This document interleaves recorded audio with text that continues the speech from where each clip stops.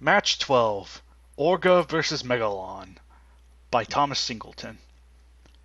The ground shook around World's Children Land as from an unseen force. From beneath the ground something was setting the area astir. Cracks splintered the terrain as nearby factories rocked back and forth. A pair of drills bust from beneath the ground and glistening in the morning sun. A long triangular horn slit through the ground and rose out of the air. As if pulled out by gravity itself, the massive creature flew out of the earth. Its bulbous eyes scanned the area as it descended to the ground. The ground shook upon impact, while the massive beast examined its surroundings. Antennas that jolted from the creature's forehead twiddled. Its sharp mandibles poised in a horizontal position, closed uncontrollably. Resembling a gigantic humanoid beetle, the beast was none other than Megalon. Created by the scientists of Seatopia, Megalon is its guardian and had been sent to oust mankind from its power over the world. Megalon clattered his drill palms together, hearing its echo pervade across the terrain. Feeling as if there would be no hostility in the area towards Seatopia, Megalon looked up and could see that the sky was tainted with white clouds. Wings folded out from beneath the yellow carapace that covered Megalon's back and began to flap hundreds of times per second. Chucking strong gusts of wind at the ground, Megalon ascended towards the sky. In the corner of his eye, Megalon could see a large tower resembling a gigantic dinosaur that seemed to rest its arms over an elevator shaft. Feeling threatened, electrical currents of energy set the triangular horn ablaze. With an incredible showcase of power, a rippling beam of pure energy arced through the air and cleaved the tower's head. The inorganic head of the tower was incinerated and burst into a fiery ball of fire. Redundant. Pass. A loud chuckle escaped Megalon's throat as it turned and prepared to fly towards the nearest city and leave it a smoldering crater of death. But then suddenly caught by the scent of another nearby... Oh, sorry. Let me read it again. But then Megalon suddenly caught the scent of another nearby. In fact, even while aloft, Megalon could literally feel the ground shake, even though it should theoretically be impossible. Nervously, Megalon peered down at the ground and was amazed to see a gigantic beast, covered with gray flesh, trudge along the ground. With one swipe of its massive claw, the nearest factory was sliced completely in half. Knowing this beast would be a threat to Seatopia, Megalon released a battle-like cry and descended to meet this monster. Never, the creature was not from this world and was known only as Orga. Orga's extraterrestrial eyes absorbed the bright fabrics of light that gleamed from the sun itself, making his eyes look as if they were glowing. Orga actually looked as if he was slouching forward with a large lump on his back. Orga resembled the hunchback of Notre Dame in outward appearance, and quickly began to singing the bells of the tower as well, in a beautiful rendition. But Orga was far from resembling any human. Its shoulders were massive, and in the left shoulder there was a massive hole. Orga's teeth hung out of its jaws, visible to any who were lucky enough to witness its gruesome appearance in person. Orga possessed long, dagger-like claws that are already shown to be capable of ripping inanimate objects to pieces. Megalon screeched across the sky, aiming his triangular horn at the alien beast. Torrents of electrical power rippled from Megalon's horn and daubed Orga's body. Orga, however, already Orga howled in pain, feeling chunks of its flesh, of its skin, being incinerated from the rest of its body. Megalon's electric beam ceased, and as the giant insect flew closer, Orga bent down and leaped through the air! What the fuck? Can he do that? Yeah, he could do that. Megalon, taken aback, stopped in midair and braced itself as Orga jumped on top of Megalon's body. Orga snarled as it embedded its claws deep in Megalon's flesh. Megalon cried in pain and couldn't support Orga's weight any longer and plummeted towards the ground.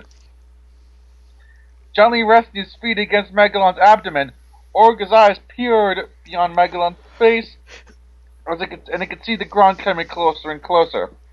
Megalon screamed in pain as he felt the rooftop of a factory flatten beneath his back and be driven deeper into the ground by Orga's colossal weight. Clenching his massive claws to form fists, Orga smacked his fists against Megalon's face. Loud, booming sounds screeched across the area after each time Orga bat his fist against Megalon's skull. Tired of the pain, Megalon's triangular horn radiated an amber glow. A bolt of electrical energy rippled from the tip of Megalon's horn and struck Orga's throat. Chunks of flesh were blasted off Orga's throat, but instantly healed. Megalon spat another electrical bolt, and this time succeeding in knocking Orga off him. Pass. Orga stumbled back, his large shoulders struggling to keep the body balanced so it wouldn't fall. The alien creature snarled and released a hideous roar as Megalon rose to his feet. Struggling to figure out what to do, Megalon dove down into the ground, applying the soil out of the way with his drills. Orga's perplexed eyes peered down into the hole. The alien creature suddenly felt the ground beneath his feet vibrate, and Orga looked back and forth. Cracks began to split the ground asunder, and Orga bent his head down to examine the situation, until suddenly a drill poked out of the ground and struck Orga's face. Taken aback, Orga nearly fell into the ground. The seismic activity stopped, and Orga could neither hear nor see anything. Orga walked across the ground, surveying the land.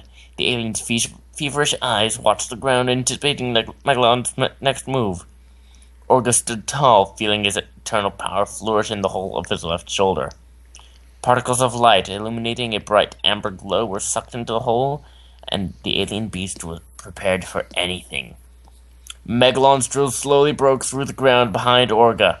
With amazing speed, Megalon propelled through the ground and stood on its surface.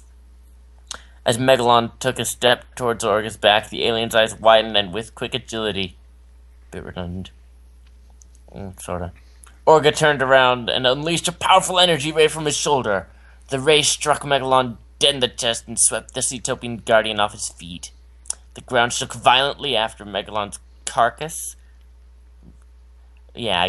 collided with the ground. Mounds of dirt were kicked high into the air in Megalon's wake as he skidded across the soil. As Megalon's body finally came to a halt, Megalon's bulbous eyes widened in shock. Orga's body descended from the sky, and the alien's claws yearned to rip into Megalon's flesh. Electrical surges of energy rippled down Megalon's triangular horn, but before Megalon could fire, Orga's feet plowed into the Ceetopian guardian's abdomen. Megalon cried out in pain, his roar echoing on for miles. Orga's assault had managed to shatter Megalon's ribcage. The sweet nectar of Megalon's DNA was refreshing. The feeling Orga felt after embedding his claws deep in Megalon's flesh. Already Orga could feel Megalon's DNA become its own. Triangular horn slowly began to stretch out of his forehead, pulsing with electrical power. The horn itself glistened in the sunlight, casting a bright radiance of light in all of Children's Land. Orga felt his left hand mutate and manifest into an exact duplicate of Megalon's palms. Now Orga's left hand became a long metallic drill, which reflected the sunlight off its shiny surface into Megalon's eyes, blinding the Ceetopian garden. Orga wasn't satisfied. He needed more. Pass. Megalon watched in horror as Orga's jaws separated and enlarged. From out of its bowels of Orga's throat, an organic web slid out of Orga's jaws and widened. Megalon's frightful cries could not be heard, for the organic web tissue joined with Orga's jaws and closed in on Megalon's entire upper body. Megalon's feet kicked back and forth. The Ceetopian guardian tried to fight back, but it was inevitable. Orga's skin tissue began to morph into a dark mixture of green and brown. His eyes began to enlarge, mimicking Megalon's own. Orga's once massive back twisted and cracked, forming a new layer of carapace that manifested into insect wings. Before the transformation could complete, Orga's eyes widened. A large object had been shot down his throat. Orga panicked, not sure what to do. The only thing Orga could do was prepare to feel the agonizing pain. Bright strokes of fire broke through his chest and back, raining his flesh on the entire area. Orga's painful screams and moans were agonizing to hear. Immediately, Orga relinquished his grip his jaws had on Megalon. While Orga's jaws returned to their normal stature, the space monster lazily stumbled back. Already, the serious wounds he had sustained began to rapidly heal. Orga's extraterrestrial eyes glazed up at Megalon, who now was clapping his metallic claws together. But when Megalon's taunting began, it ended as fast as it started. For now, the Cytopian Guardian glared at Orga, afraid of the monstrosity standing in front of him. Hesitant, Megalon's triangular horn gleamed with electrical surges of energy and shot a torrent of power into Orga. But unlike before, Orga stood unharmed. But now the horn that rested on top of his had cracked with the same surge of power. Even more disturbing, particles of light were swallowed into the empty hole inside Orga's shoulder.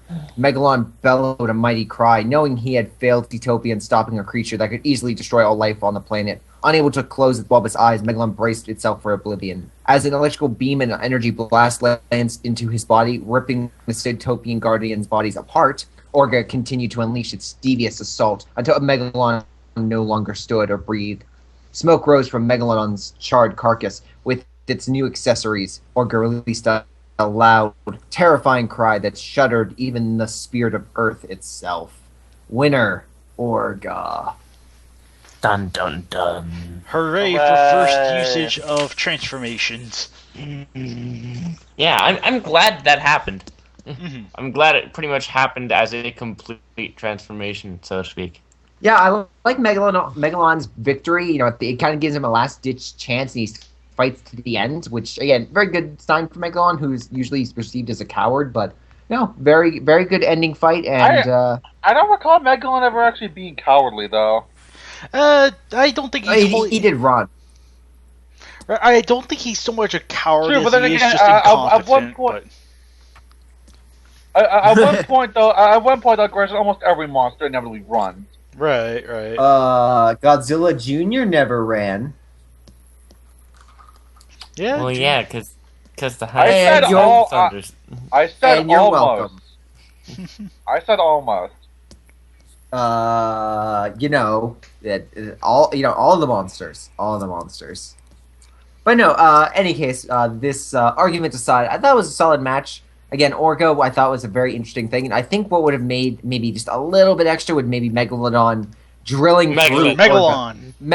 God dang it, Megalon. Thank you. Drilling through Orga and then regenerating back together. That I think would have been cool. Yeah, that would have been really cool. I mean, like, it's a solid match in its own. I just wish there could have been a little bit more potential used. Mostly more Megalon's behest, or maybe even like the Megalon Orga, even.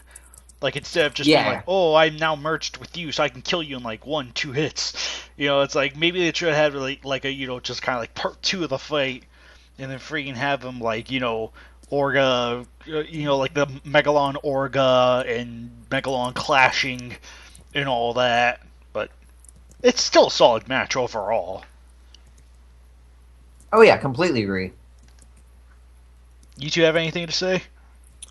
Well, yeah, I really enjoyed the use of Orga's transformation ability. Glad I got to see it used to its essentially fullest potential. Also pretty glad to see Megalon in action, like for reals now. Well, if you want an excellent use of Megalodon, might I recommend match Megalon. 164. Harley and MM's favorites. Yeah, I actually took a brief look at that. Oh, God. Interesting. Well, before this goes any further, thank you guys for watching. We'll see you with match 13. Let's move on. Quick. Move on. We gotta move on. Which is, my Match 13. my lovely Anguirus versus assistant will describe. Kumasugami.